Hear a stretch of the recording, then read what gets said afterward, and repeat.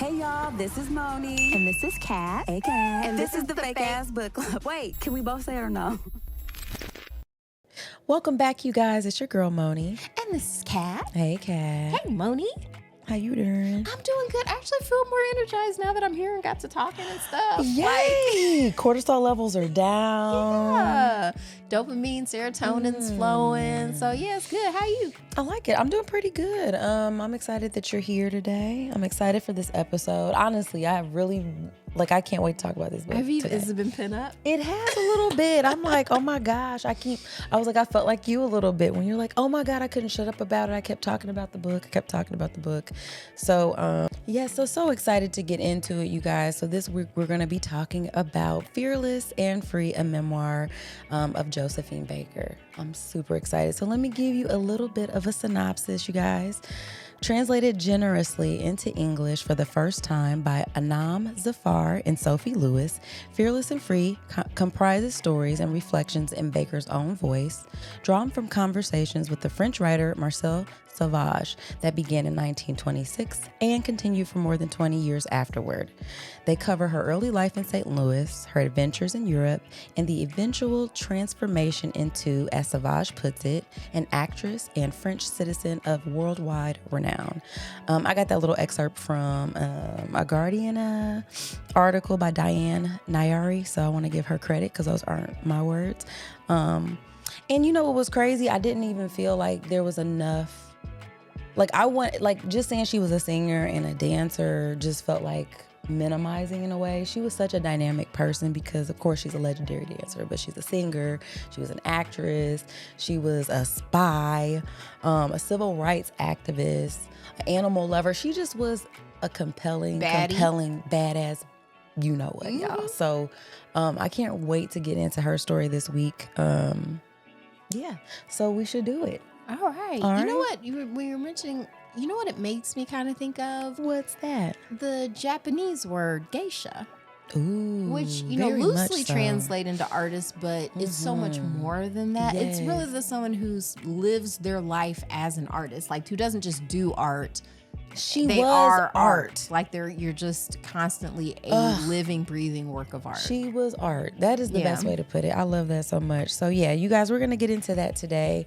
But before we do, we want to dedicate this episode. So hands over your hearts, everyone. All right, so as we pop into this week's episode, you guys, I want to shout out our patrons. We owe you guys a lot. We truly appreciate your continued support. Thank you so much. If you guys aren't patrons, you should head over to Patreon at the Fab Podcast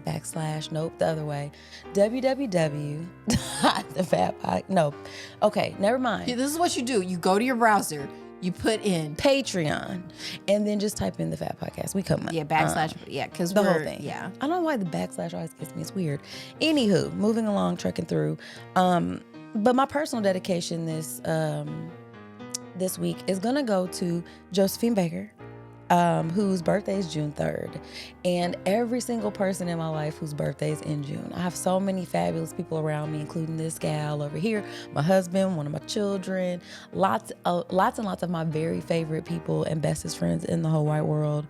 So shout out to all the June babies, all the Geminis out there. Cancers and too. Cancers. Yeah, cancers too. We love you. Or whatever. Whoever. It doesn't matter, but just the June birthdays. There's technically 13 signs. I am surrounded by June people, and I usually enjoy them quite a bit. So shout out to all of you guys. What about you, friend? Yes, and I have two dedications. Okay, I'll allow it. First one is going out to anyone who's lost a pet.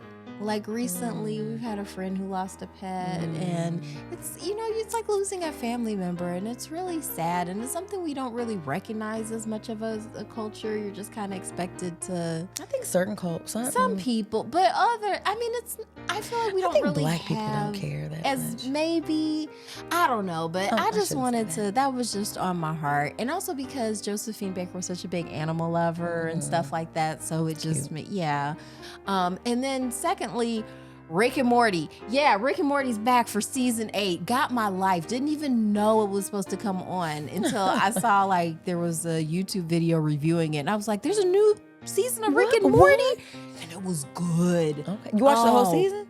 No, they only released one episode at a time. Yeah. So, but there'll be a new one out tonight. Before I go sleep tonight, you better believe I'm watching Rick and Morty.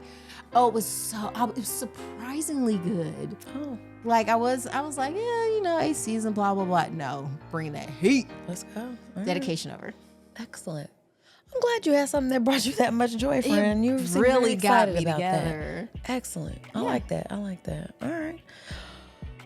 Well, you know what? Maybe I just want to say this real quick. So last week we got to talk about something that I really enjoyed talking about a whole lot, which was Forever from Netflix. Right. And I feel like listening back, what I didn't get to say, which I want to say it now, was one of the things I really loved about that whole series was the way they casted, or the black guy's his character, right? Like Justin's actual character. Like I liked that they made their relationship like he cared. You know what I'm saying? Like I don't think we see that as much. Oh. Like you really not to talk about Tyler Perry, this isn't about him, but there's a certain, especially because he's a melanated black man, like there's a certain vision of how, like, I don't even want to say just darker skinned black men, but they don't always get the shine. Like they get, either you're the gangster or you're the, you know what I mean? Like he was like, nah, like. He's like, I like anime. I like women. And women, yeah. Like I like women. I just wanted to put that out there real quick before we jump into this one, friend. Yeah. All right, so speaking of other things that I love, friend, Josephine Baker. Yeah. I don't know if you have anything about her or about the actual people who put this whole thing together. Just real quick, just for people who don't know about Josephine Baker, because, she was born in 1906. When we talk about the 1900s, she was solidly in the 1900s. But you have to keep in mind, slavery was over in 1865. Technically, something like that. So you got to keep in mind, this is someone who's not too far removed. Like she probably knew some slaves. So right, we're talking 40, 50 at best years. Outside of that. And like I said, we're coming up on Juneteenth. They didn't even tell everybody right away. So you got to keep that in mind too.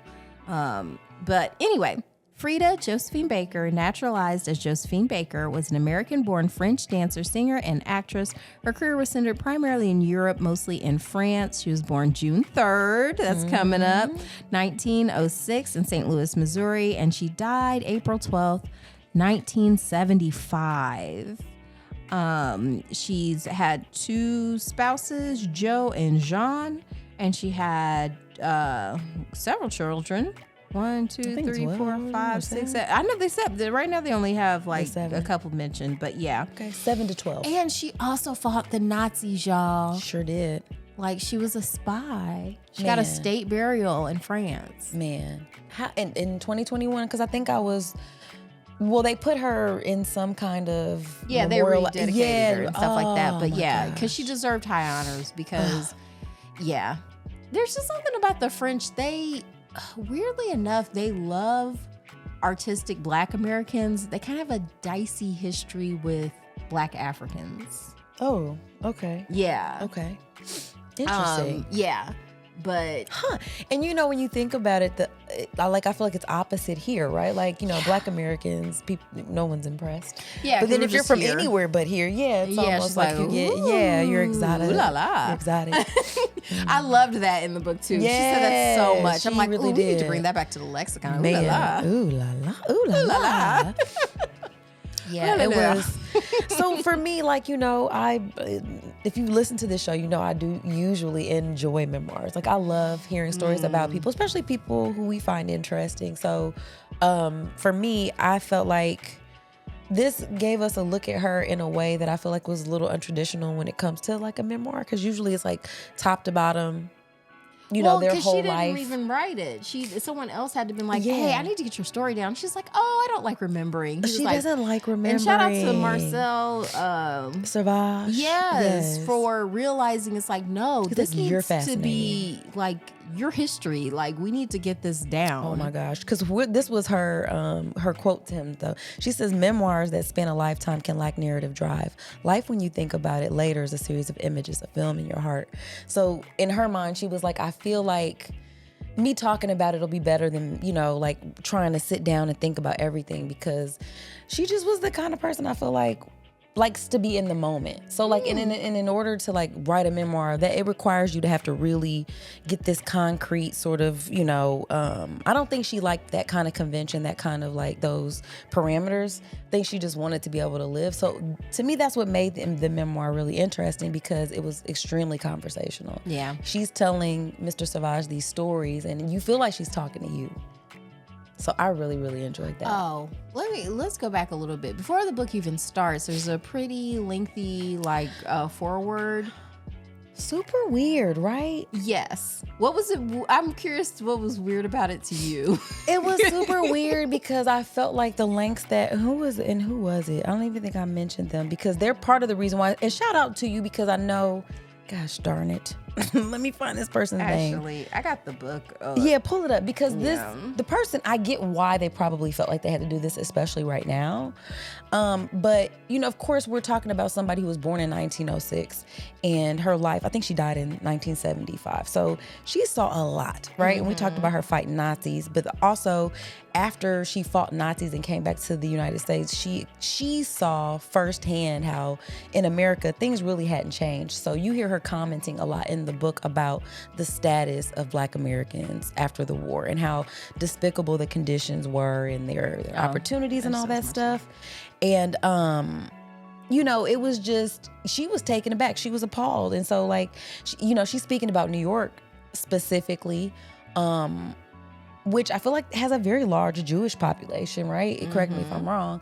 And a lot of Black people would get opportunities under Jewish people. And she was critiquing that a lot in terms of feeling like, maybe that particular population was taking advantage of Black folks. And so in this forward, it was like this super lengthy, super wordy sort of, we just want to make sure we're not offending Jewish people, basically. Like, this language is antiquated, and we know that it's nuanced, and it just went on and on to the point where I was like, God Were damn. you scared? I was scared. Like, I was like, damn. I'm like, is this going to affect how I see Josephine Baker? Right, because I thought she was getting ready to say something all the way off or something. Right, because I was like, I feel like she fought the Nazis, and like, didn't she marry a Jewish dude? I was like, I'm thinking to myself, I'm like, what did she say? Right. And so when we get to that part, I was like, I didn't think it was that crazy. I didn't think it warranted all that. It wasn't like she just had a certain amount of criticism just for the Jews. She had it for everybody. Anybody that was unjust. That's the thing too. Yeah. She seemed to be an extremely earnest and honest person. She was just making her observations. And I feel like there was even a lot of criticisms towards what she called white Negroes. Mm-hmm. Oh yeah. And there wasn't this huge sort of caveat about like, we don't want to offend the Negroes. Right. Like,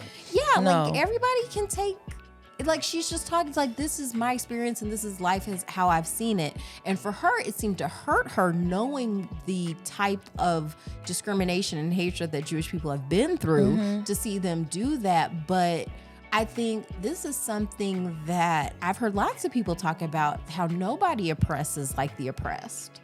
Period. Like when we, like I said, we see it among Black people. Yeah, like Uncle Ruckus. Like we can't, Uncle Ruck. Like, but seriously, the reason why that's so funny, like Samuel Jackson's character, like in Django, there's always there always seems to be people who will fight for the scraps of privilege and because I feel like it's because you feel like that's the only choice. Like again, like how you'll say that they just lack imagination maybe in how things can be. I think that this happens, and we're going off, but that happens too, I think, with male privilege or, like with patriarchy and even stuff like that, right? Like maybe the trajectory of like how masculinity gets framed. The people who you see like boosting up this sort of fake masculinity, right? Like this posturing, and then if women don't like you, then they're on some bullshit. They only like the 20%, and the red pill. It's your problem, not mine, right? Like, don't be more interesting. Don't read a book. Don't try to be somebody that somebody want to be with. It's this bitch's fault, and just work out and buy my program, that kind of shit. But like, I think when that gets boosted up, like when you get a chance to get those views and get that interaction, you're fueled by it, because you're like, I want to take part in something that I feel like I have been missing out on. Yeah, you know what I mean? You feel like that's the only way. Well, and you feel like that's the only way. I figured it out. Okay, congratulations. All right, congratulations, everyone. You get to hear what the problem is. I really think it is that every person wants to feel powerful. Of course, like there's this. And power is intoxicating, but it's also fleeting. But if the only power that's been modeled to you is sort of a abusive landscape, then you feel like you lack creativity, and you think that's the only way to have power is to oppress and abuse. Right. As opposed to like, no, there's actual immense power in compassion. Yeah. And there's immense And power restraint. in restraint. And this, because I talk to you all the time about like doing things that make me feel powerful. You do, and that's such a funny thing, but yeah. But I think it's important to do But those the things word to find powerful. healthy. But because we sounds funny, even but yeah. feel like that shouldn't be something we even. I think as women, Yeah. we're sort of just like, oh, what are you trying to do? What kind of power you want to? Because we're thinking of power in that sense Distorted of oppressing, way. in that distorted way, Yeah, as yeah. opposed to like, no, I know that the privileges that I have. Like there's power in that. And it's like, well, when you have great power, there's great responsibility. So, shout out to Spider-Man. You know what I mean? I was gonna like say that's comic book nerd. Yeah, but that's an important lesson. The sooner you get that, it's like, man, if I hadn't just been like, not my problem. It's like, then that dude kills Uncle Ben. Yeah, that's It's like, you know what I'm saying? It's like, so everything, you were powerful in that moment, and because you didn't use your power in a way that you should have, like people suffer. Yeah, true and that. so you feel like I think you have to find ways to feel powerful. For one, Josephine Baker, I think she found great power in dancing. Yeah, absolutely. And there was in performing and using that power for good instead of being like, oh, now that I got a little bit of money, I'm gonna make everybody who ever made me feel small feel bad. Right. Because there's something appealing about that, because you're like, finally you can feel, That finally. No, for real. And to be able to fight that is hard. It You know what I is. mean? It Especially when you feel like, yeah, that's what you do. Once I'm up, then you're down. You know what I mean? Right. Like, so yeah, it was really interesting because she was not that kind of a person. No, so that was the only And, part of the book that I would yeah. have been like, y'all could have just. It of was course, give us a crazy. heads up. I think it was smart giving a heads up, like, hey, went, there though. is going to be like some talk that, but you never get the impression that she was anti-Semitic. Not even a little bit. So that, Yeah. trust me, I had that same note because I was just like, damn. I was nervous too. I was just like, Yeah, I was like, okay. damn, what did she say? Because this is weird. Because I was like, okay, every every chapter I'm like, is this it? Is this it? Is this when it? she goes But then in? when she was going into it, it's like, yeah, like this is yeah. yeah. She couldn't even, her and her husband couldn't, they went to 30 different hotels in New York and couldn't get a hotel for a we're month. sorry, and I like how 'Cause she her husband's laid it white? out. Because we didn't tell you, like, Ricky racism shows up big If time. you can imagine, just the time frame should just, Ricky the we're undertone. gonna call him RMR, Ricky motherfucking racism. Yeah, man, he's a Shit mess. trotted He's right a on mess. up. And I like how she described it, how they wouldn't come out and say, like, you can't stay here with your nigger wife. Yeah. They would just say, because that would be rude. Instead, they were just like, oh, we're so sorry, we made a scheduling mistake. It's like, oh, did y'all? Yeah, No. someone else is checking into your room tomorrow. It's like, how about you Because you're tell- too much of a bitch to just tell me. It's you like, know? well, how about Anyway. you tell them their room isn't ready that you did a misschedule because I'm Yeah, already here. right, That's part. usually how that works. That part. Like, we already have a guest here. Let's give you a better accommodation since we overbooked. Yeah, no. Is that I mean, I didn't major in hospitality, so I don't know. Like, I'm not a genius in that field, but like I said, it wasn't about being real. It was just about like, oh, we don't want to make our white patrons feel like somehow they're not getting a luxury experience because there's a negress here now. Right, that part. And that's not just exactly what singing and happens. But we're Yeah. happy to have you come in and sing and dance, but like, stay What here. a mess. What a mess. So all of that, I mean, like, just came from us listening to the preface of this book, basically. So we kind of jumped to the end of it. But let's talk a little bit about her humble beginnings. So she was, Yeah. you know, we dancing to mentioned- stay warm. Can you I'm like imagine? deeply relatable. Well, not because I grew up in squalor, but because I'm cold a lot. Right. So It's like, you just gotta I keep mean, I moving. remember like jumping up and down sometimes, like at recess, just to stay warm. Yeah, for sure. I mean, like, I was like, that's an interesting way to get into dancing too. But I think, you know, she talked about how it made her feel though. You know, like she just felt free and yeah, she stuck with it. She just always ended up loving it. And then when she figured out, hey, I can actually do this as a job, her sticking with it like she did through the being homeless and terrible opportunities. People telling her you don't have the looks for it, you don't have any, or maybe you have the body, but you don't have everything else you need. Like that kind of stuff. Just basically, constantly dismissing her. She's like, nah, this I gotta is dance. me, Like it was almost felt like she didn't have a choice. It's like, nah, Have you ever seen me. Singing in the Rain? The musical? I'm pretty sure I have. With Gene Kelly, where he was like, there's this one song, was like, gotta dance. No, I don't remember that. Gotta dance, gotta dance. But yeah, that's he had to. That's how it was. Everybody dance. Okay, but yeah, I deeply relatable though. Yeah, like because I feel that way about painting and drawing, where it's just like this thing, especially for like the first 8 years of school. Like my art teacher did not see it for me. Like she was a very racist lady. Like she really probably felt a way about even having to teach me. So it wasn't until, got to school we met at where I had an art teacher who was used to being around Black kids. She was like, oh, you good? I was like, I've never had an art teacher tell me that. Thank you. Right. I always thought so, but I was just, but I mostly just enjoy it. Like this just feels good and it's hard. I never feel bad when I'm drawing or painting.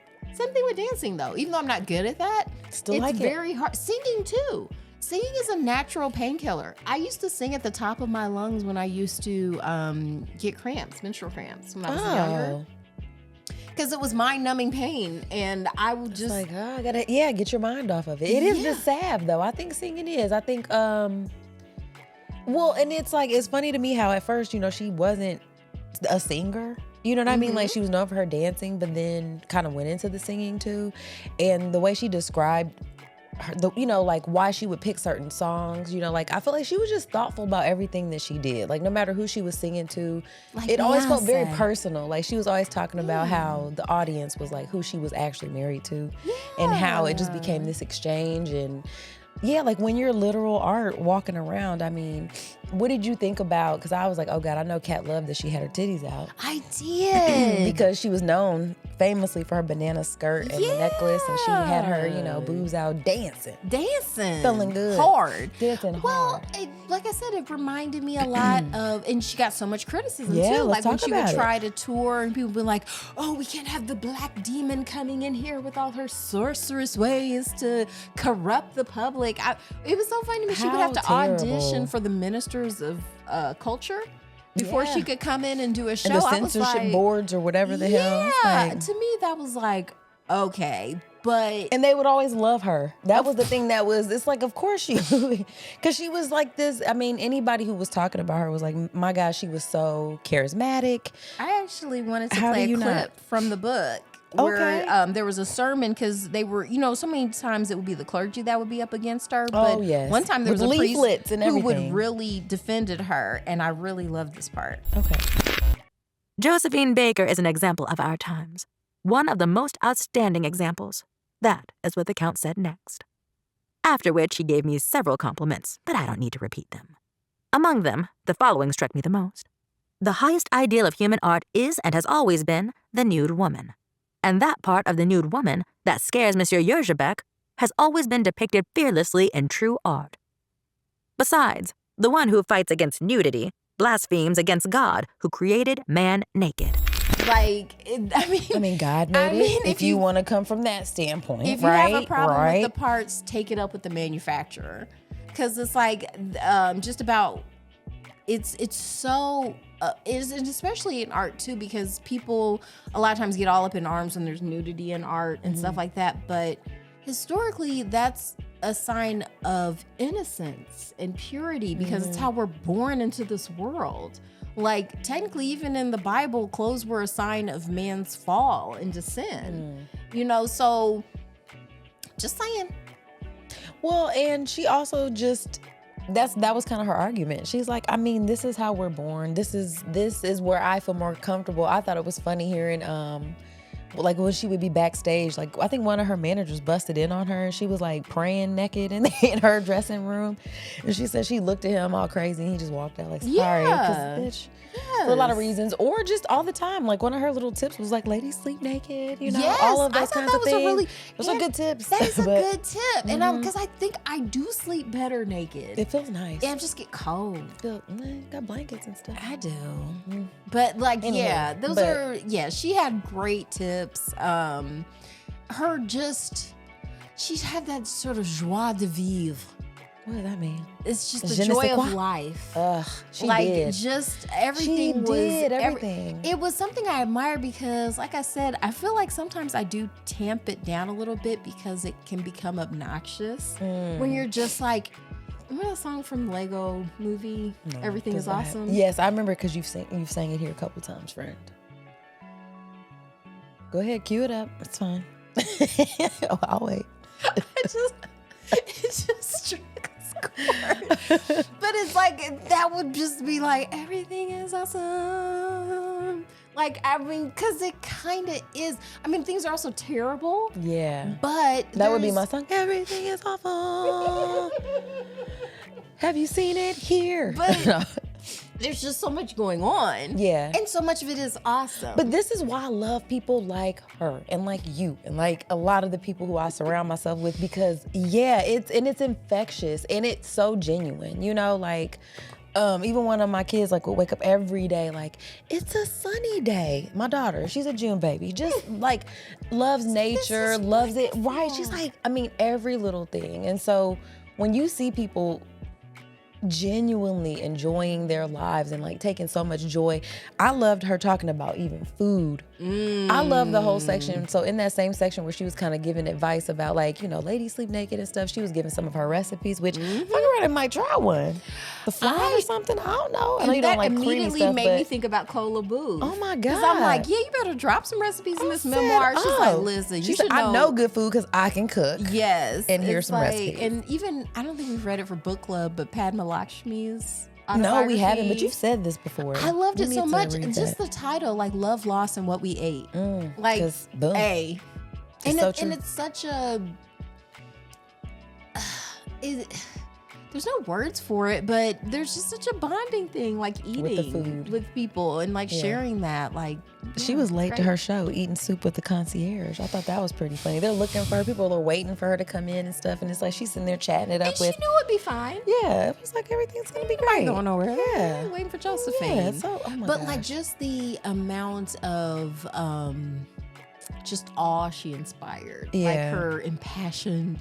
And just the humor, even that she found in situations that most people would be like, "What?" Terrified. Yeah, she was just like, "Yeah, this is funny to me a little." Wait, can we also talk? Maybe it's because she wasn't scared of death, because she talked about she had like 36 surgeries or something where they kept opening her up because she was having like chronic stomach problems and stuff. Yeah, that was crazy. And like would lose like it seemed like she came back from the brink so many times. Man, she was in those planes and stuff in World War II. You guys, did we mention she was a whole spy for the French government? Like they were in that plane that almost crashed into the mountain. But it just felt like we saw her in so many different roles. You know what I mean? Like, you know, she got to be a mom in the end, you know, to all those kids she adopted. I would have been terrified, I feel like, for a lot of the stuff she did. You know what I mean? Like, I wouldn't have been in those planes and stuff. But the humanitarian efforts that she was a part of, not only just in, you know, adopting kids and stuff like that, but, you know, raising money, like performing for the troops and you know, raising money for the French government, not even but their military, but also anybody affected. It was like she didn't know how not to give. Like you just saw her, as opposed to Coco Chanel, who was sucking Nazi dick. Ugh. Yeah. That's the worst kind. That's nasty. That's what she was doing when the Nazis rolled into Paris. Really? Yeah. Actually sucking dick? Yeah, she like took up with one of the generals of the Nazi army. I can't remember his name. I'll try to get the stuff, but like, yeah, for real. Like, ew. I wasn't just saying that like as a metaphor. No, seriously. Like, okay. Yeah, I mean, I don't know what her sexual practice was, but she definitely took one as a lover, and that's usually a part of it. So yeah, that is. We can assume she did. Yeah.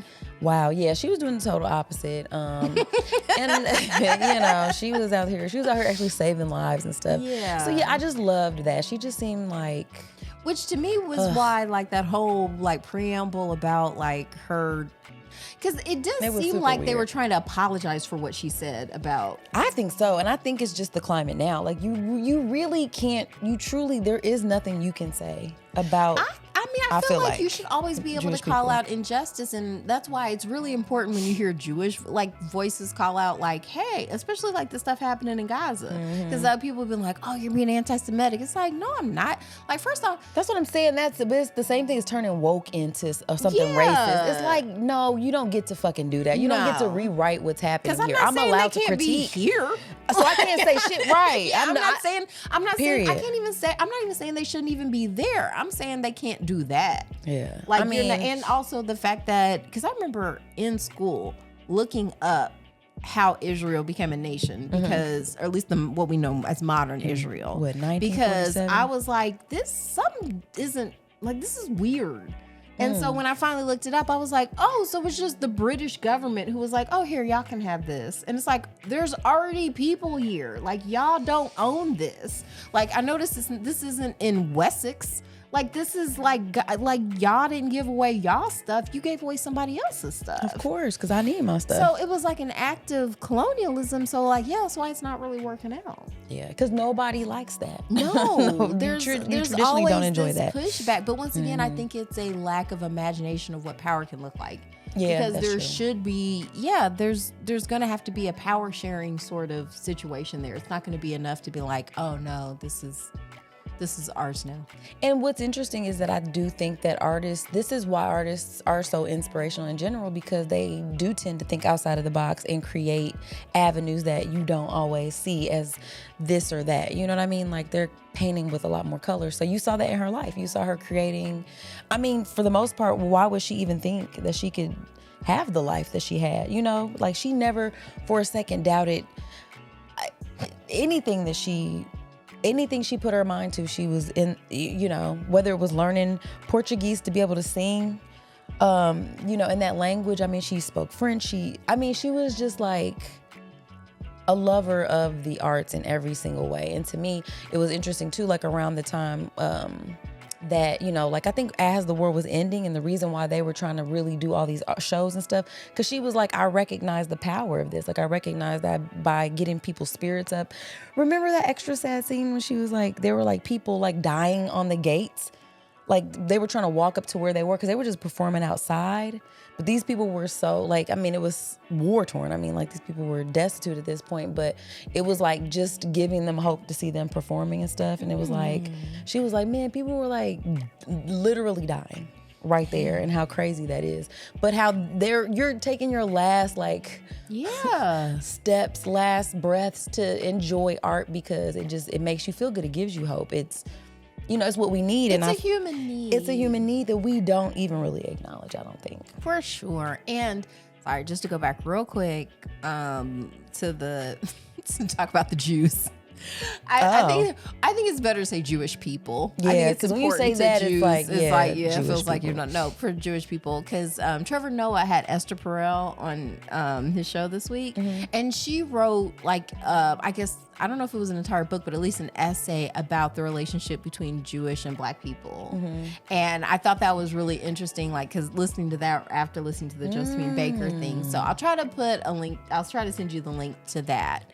Because I want to check that out too, because Esther Perel, if you don't know, she's a writer, but she is also, her parents were the only survivors of the Holocaust in their family. Dang. So, she has a very unique perspective, but also it kind of makes you a citizen of the world in a way. Okay. And I think when you think of it like that way, of instead of like this us versus them thing, like you're just part of a human family. I like that more. I do too. And speaking about like Jewish people and Black people, their proximity and relationship, I think it's like, we didn't grow up somewhere where there's this large Jewish population. There's a Jewish population here, but I think growing up somewhere like New York is a little bit different, because your proximity to the culture and that whole experience. You're getting that a lot more. So, from being somebody from the Midwest, it's like, I don't know that I have a deep understanding as not in a personal way. It's one thing to read about it and know, obviously our proximity to Jewish people because of, oppression, white supremacy, that kind of stuff. But then you see how, Jewish people have avenues that Black folks don't. And I think that's kind of like what she was speaking to. And then when you do have those avenues, what are you doing with them? Are you using it to prop up Black people? Are you using it to oppress Black people? What would be the problem in just making that observation? You know what I mean? Yeah. That's not anti-Semitism to me. That's just engaging in reality. Right. And just saying and that she didn't say all. She was just saying what I witnessed here. What I saw in Harlem was crazy. Yeah. And here's why. And we see it a lot over and over again.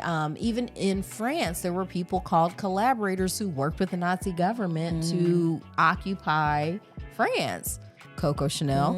And so so it's this idea of there are going to be people who take that deal. Of course. Right? Of course. Who was like, hey, you be my person who, that was just like, oh, did you see Judas and the Black Messiah? Did I watch the whole thing? I don't think I finished it. Okay. But it's just that whole idea, too, of you always find somebody in the community to do it. Of course. To keep your hands clean. I'm going to do it, yeah. You know what I mean? So it's this idea. And then, of course, there's just the long strategy of, divide and conquer. Right. And then, too, to be clear, this isn't something specific to Jewish people either.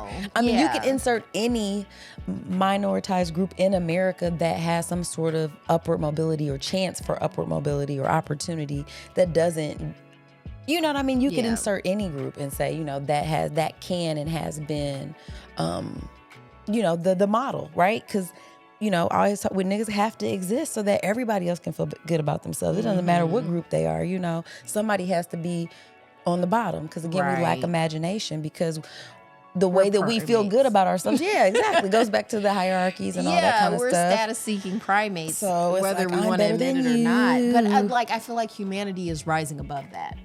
We have our animal nature and we have our sort of divine human nature that we could tap into.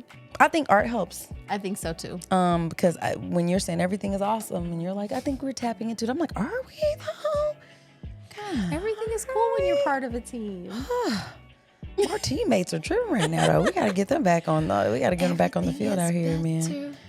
Just oh my gosh, I don't know, friend. I don't know. I love some happy shit. Well, speaking of some happy shit, one thing that made me laugh that she was talking about was butts. Do you remember that part? It was so cute. Hold up. Because I actually put that in my notes too because it made me think of Megan Thee Stallion. Listen, she's out here. Man, hands on my knees, shaking ass on my thigh shit. Why is this a problem? It's so optional. Because here's the thing. You have to buy a ticket and wait in line to see it.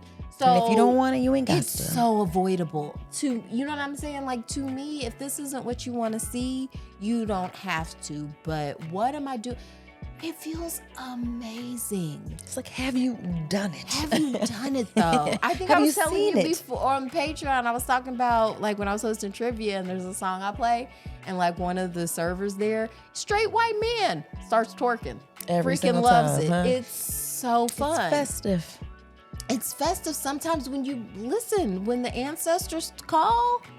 Oh, can I read this little quote real quick before we get off the booty cheeks? I'm going to allow it. Okay. So she says, we've been hiding our buttocks for much too long. Buttocks exist. I don't know why we dislike them. There are also buttocks that are terribly silly, of course, terribly pretentious, terribly mediocre. All are good for sitting on, if that. I just thought that was so funny. Exactly. Of course, she said it, I'm sure, much more whimsically and with a cute French accent. Or in Francais. I loved hearing the French, by the way. So. Yeah. Butts, sounded beautiful. They've always been silly and even fun. right now there's a little heart logo on my phone or whatever that people have been like, that doesn't look like a heart, that looks like someone bending over. That's what oh yeah. Okay. If you look at what I when you think of the little heart symbol or whatever, or maybe a little cleavage, I don't know. Okay. But it's butts, people. It's fine. Okay. I just wanted to add that before you went on to that one. No, What that the was I was just saying, like, you can't fight the spirits when they need you. Like, that's the thing. Like, sometimes I was watching Coco today. Like, sometimes the ancestors have to speak and dance and sing through you, or even like in Sinners, when when they're calling that back. Like, I was actually thinking about this Red Hot Chili Pepper song that they did for Love, Death, and Robots on Netflix. It's an animated series. Are you familiar I've heard about it. I've not seen it. Okay, it's a bunch of animated shorts. They're always really cool, and they did one where it was like a reproduction of a Red Hot Chili Peppers concert, but they were all like marionettes. Oh. It was very cool, and they did a song called "Can't Stop," and I was like, "Oh, I like these lyrics." See, okay. It's like, "Can't stop the feeling." If you want, I can add that in the notes.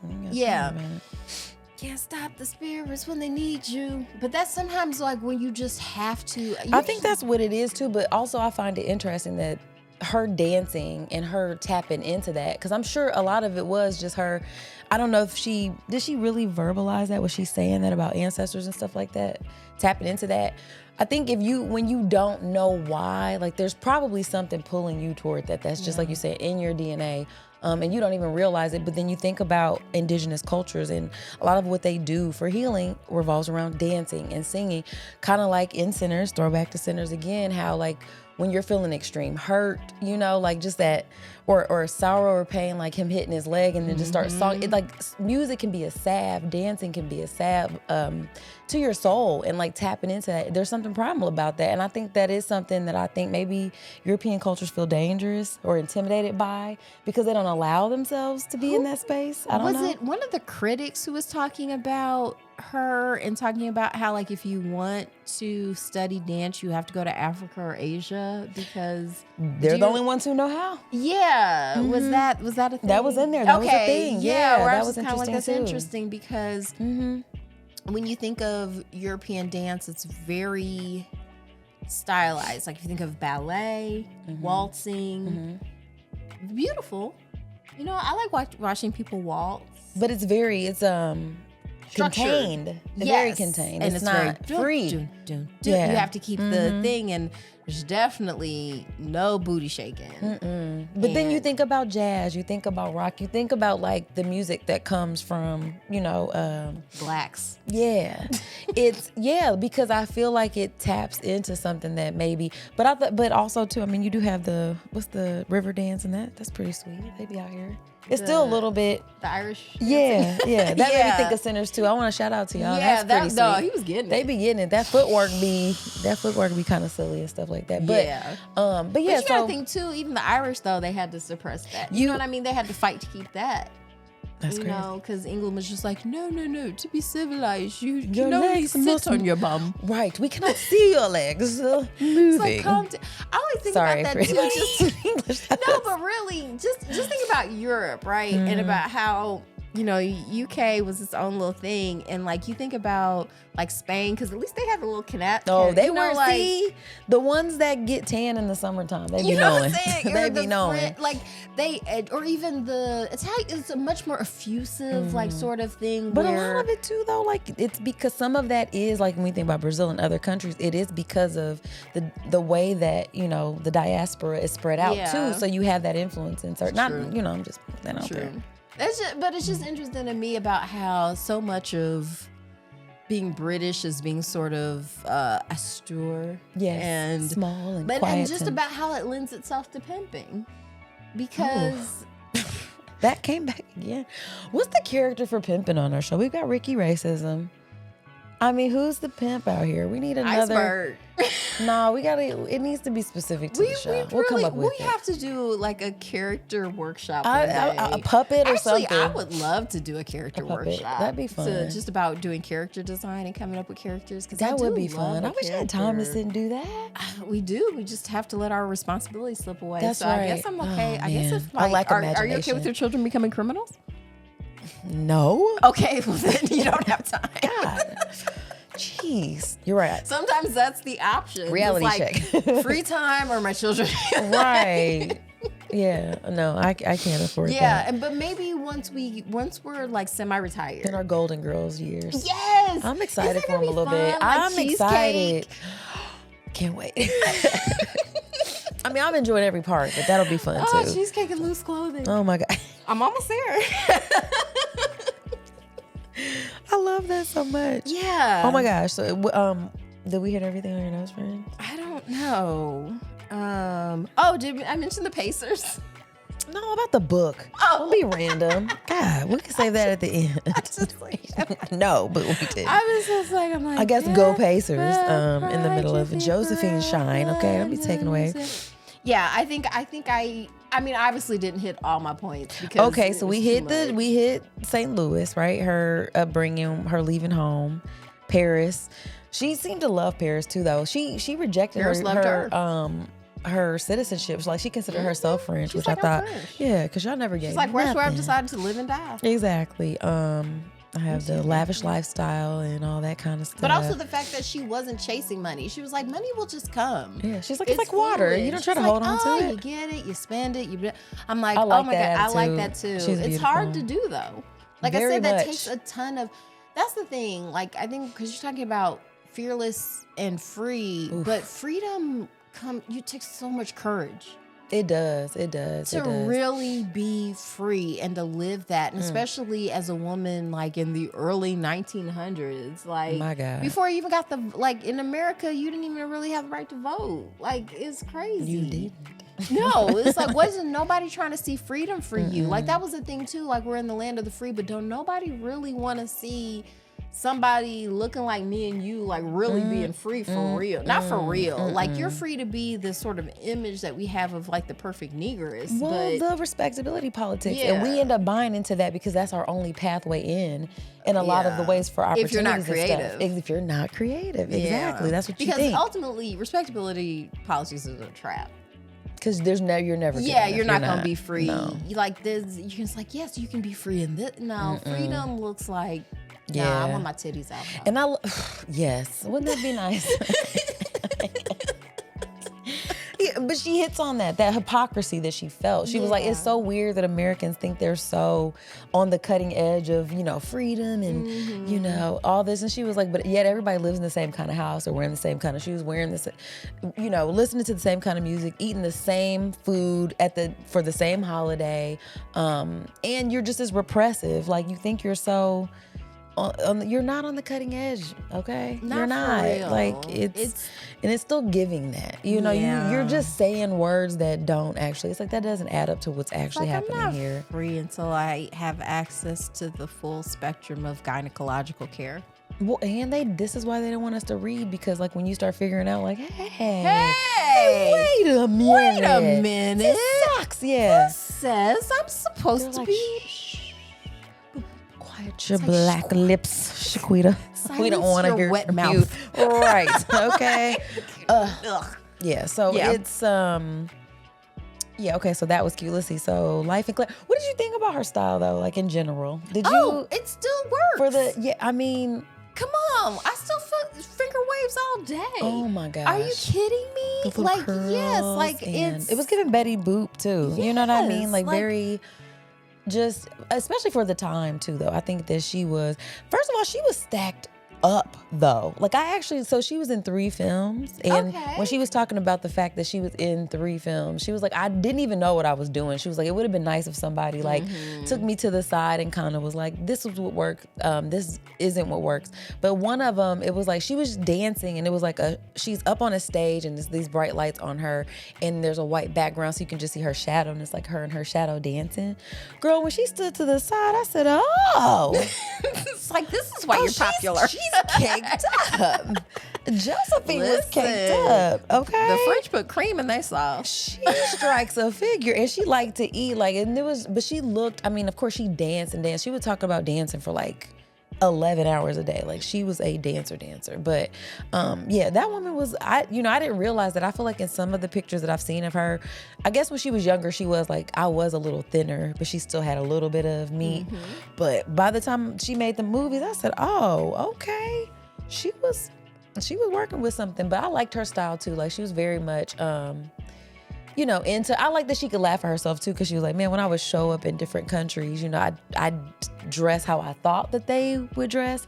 And then I look back and I'm like, I probably look insane, but I just was having a good time.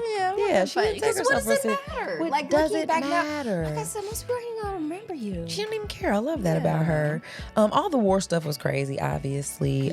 Post-war, I liked her little experiment that she did as Miss Brown. Down in Louisiana, that was pretty cool. Where it's like, don't get. So she was like, okay, I know how it is in New York, but if it's like this in New York, it's got to be terrible where down south. So she was in Louisiana with, I think a journalist went with her. And it was like, just to make sure if he had to bail her out of jail or something went left or whatever. But she was like, I'm just going to do the stuff that black folks, these are the air quotes if you're not watching, aren't, or air quotes is for what you're not supposed to be doing. And so she decides to go into this market for whites only or whatever. And she strolls in there and asked for some sandwiches and a bag of apples, and everybody's looking around, guffawing, like, oh my God. But they go ahead and get it. They give it to her so she can get up out of there. And then she said when she went back into the black shop, the black people were looking at her like, bitch. It's like, you making it hard on us. She was so confused though, like the genuine confusion that she felt, where they had to explain to her like, look, Joe, this isn't done just to they. Because if something would have went left, it could have gone left for everybody here. It doesn't even matter. Anybody can get it. You know what I'm saying? That's the problem with racism, because people expect it to be logical. Because this is like, well, you guys didn't do anything. They should just come after me. No. It would just be like after someone ran away on the plantation and they punish everybody who remained. Right. You know what I mean? And that way, if they caught you and brought you back, everybody hates you super hard. It's like, you got me punched. Yeah, it's a tactic. It's a very effective suppression tactic, but if you don't live it, it's hard to feel it. And to the point where they're like, you just read this. They gave her some articles to read so she could really hear like, oh yeah, people are getting murdered. Yeah. For, bullshit, really. I mean, it wasn't even anything. So just really, really sad. But just her coming to that realization was just like heartbreaking too. Cause she's like, this is dumb. This is real dumb. They don't take all that. And I think there is this sort of unspoken myth of America that is what keeps white Americans safe. Is the indiscriminate murder and like brutality towards Negroes to keep them from. We have to do this, guys. Yeah, where it's this just is like for our own good. It's like we don't like to, but it's just. And if they just straighten up and act right, it's like, well, but even because it doesn't even matter. Like it almost to me is like a sort of a nouveau human sacrifice. Like there's something in the human psyche that feels like God wants blood. And so that's the covenant white people have with God. They gotta kill black folks. A little bit. That's weird.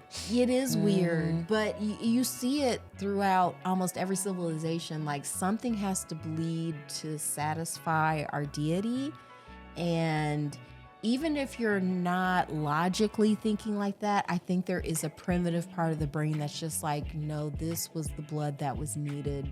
Wow. Maybe. Oh man, I went off on one. Maybe. Can we take a break? I'm scared now. Wow. Oh my God, you guys, we'll be right back.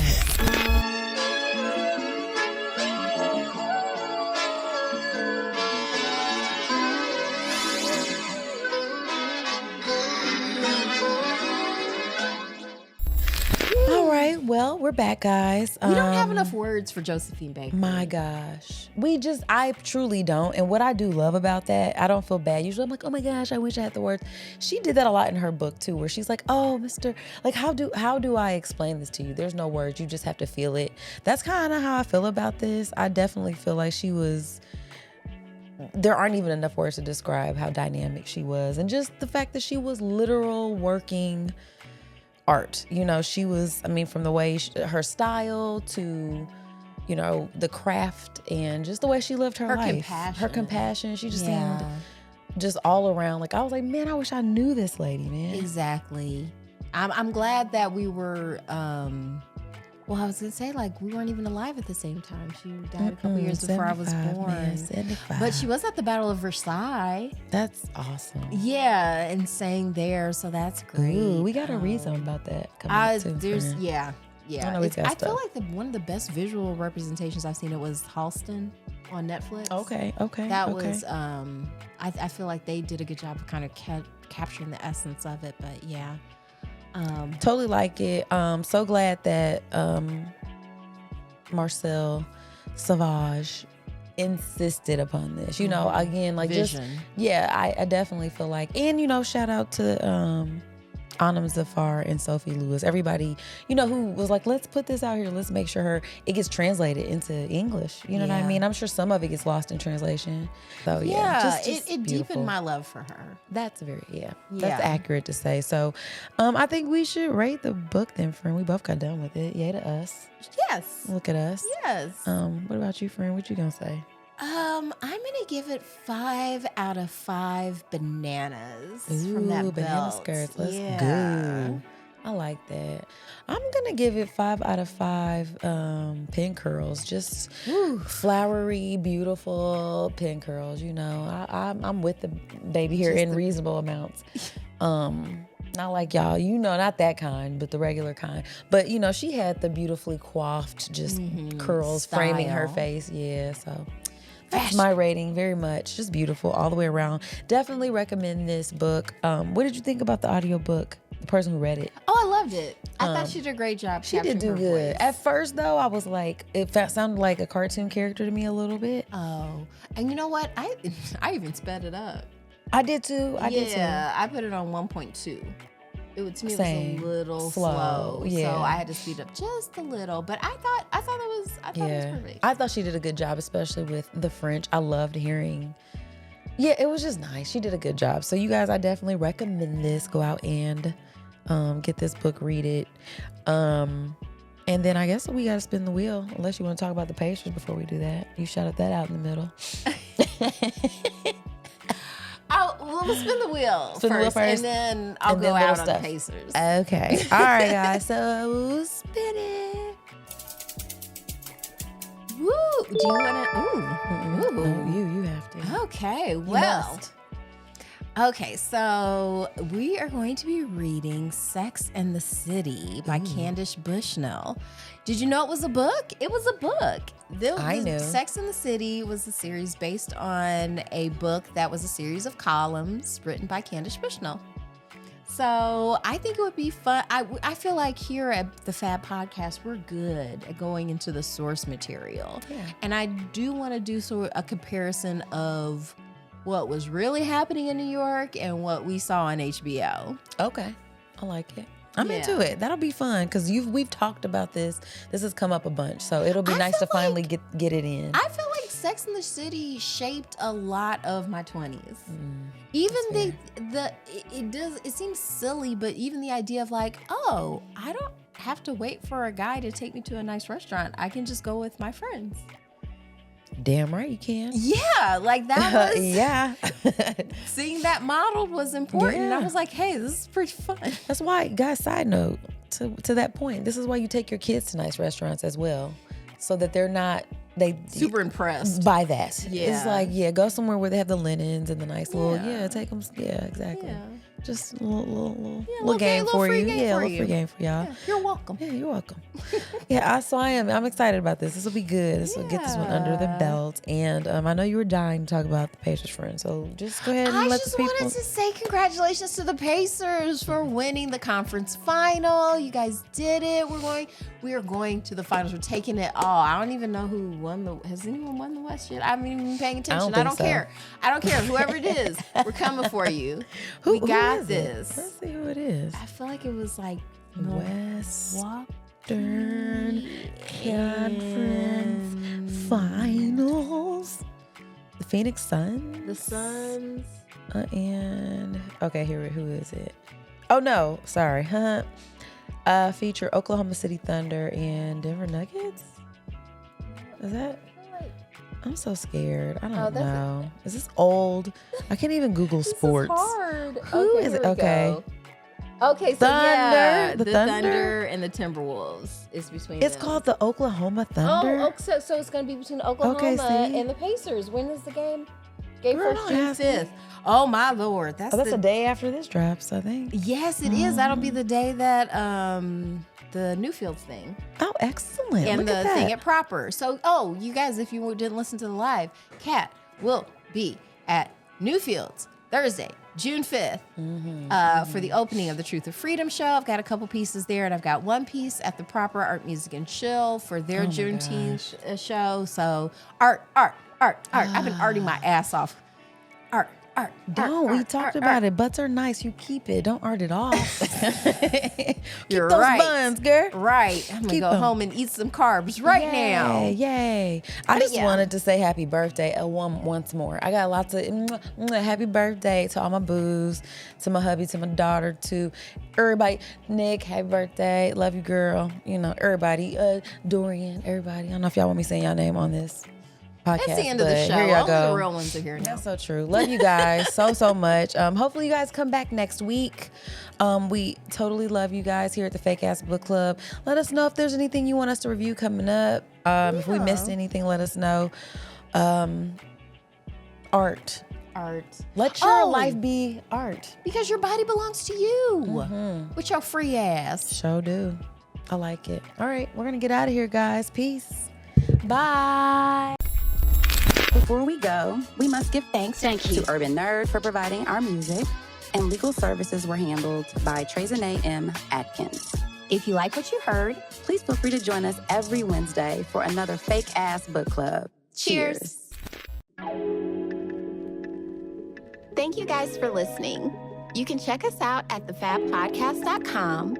Please subscribe, rate, and review our podcast wherever you're listening right now. We want to hear from you. Come put it in our life. Thanks again, and until next time, peace, love, and the Fake Ass Book Club. We out.